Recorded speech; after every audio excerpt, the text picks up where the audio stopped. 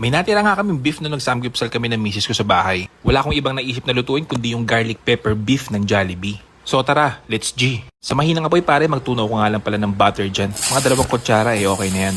Tapos isunod mo na yung puting sibuyas, pero kung pula yung gagamitin mo, okay lang yan pare. Tapos maglagay ka na rin kagad ng bawang dyan. Kapag namoy mo na yung aroma, ilagay mo na kagad yung baka. Tapos yung toyo, 3 kutsara. Tapos isunod mo na yung oyster, 3 kutsara rin sir.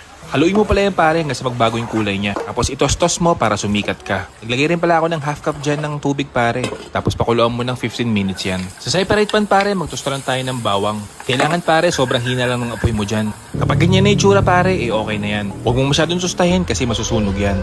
After 15 minutes pare, hanguin na natin pinapalambot natin na baka. O na same pan pare, gagawa tayo ng sauce niya. Nagtunaw pala ako dyan ng butter, 1 kutsara lang sir.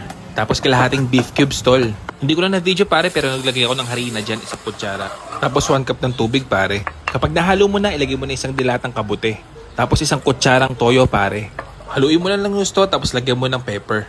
Kapag ganyan na itsura niyan, ilagay mo na kagad yung mga baka. Halu-haluin mo nga pala ng gusto yun hanggang sa mag-reduce yung sauce niya tol. At kapag ganyan na itsura niyan, okay na yan pare. Ilagay mo na kagad yung mga tinusta mong bawang kanina.